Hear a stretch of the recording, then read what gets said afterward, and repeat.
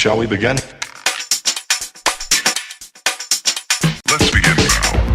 Hi everyone, I'm Angelina and this is Blueprint DIY, where we make our own designer fashion. Lately, I have been obsessed with this new style of bucket bag that I'm seeing everywhere. So today I have a very special video for you guys because it's a collaboration with another awesome YouTuber and blogger, Tiffany Mishi. Hello everyone, I'm Tiffany from Tiffany Mishi. My channel mainly consists of DIY fashion and now accessories.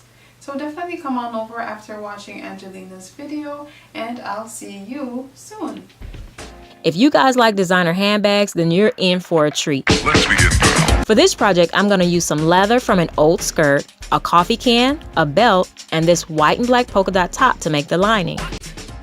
The first thing I'm going to do is measure my can, the circumference, and the height.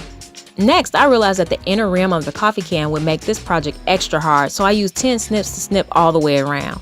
Then I could just fold each piece downward. Just be careful not to cut yourself with the raw edge of the metal. Next, I deconstructed the leather skirt to get enough to cut a rectangle big enough to cover the outside plus half of the inside of my can.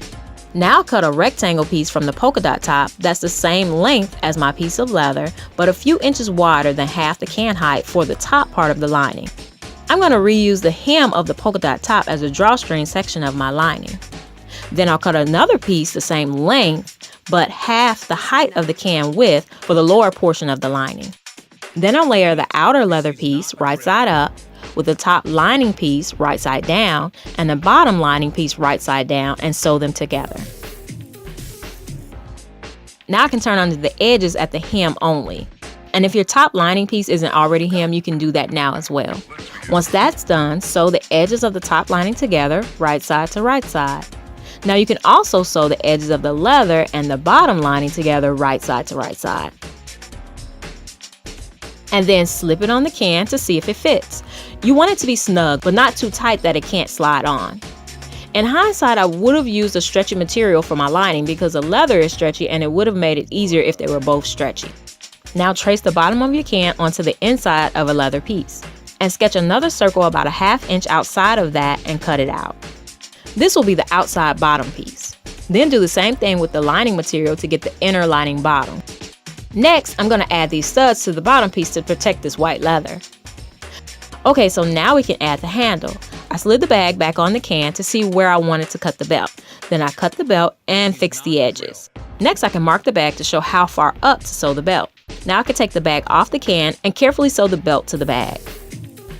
Then I'll sew the leather bottom piece to the bottom of the bag.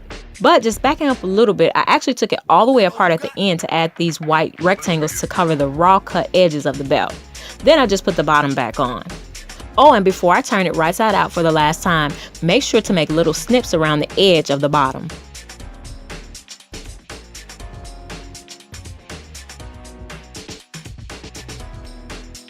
Once the bag is on the can and you're all satisfied, you can finally sew in the inner lining circle with a needle and thread. Okay, lastly, I use a safety pin to slide some suede cording through the drawstring part of the lining.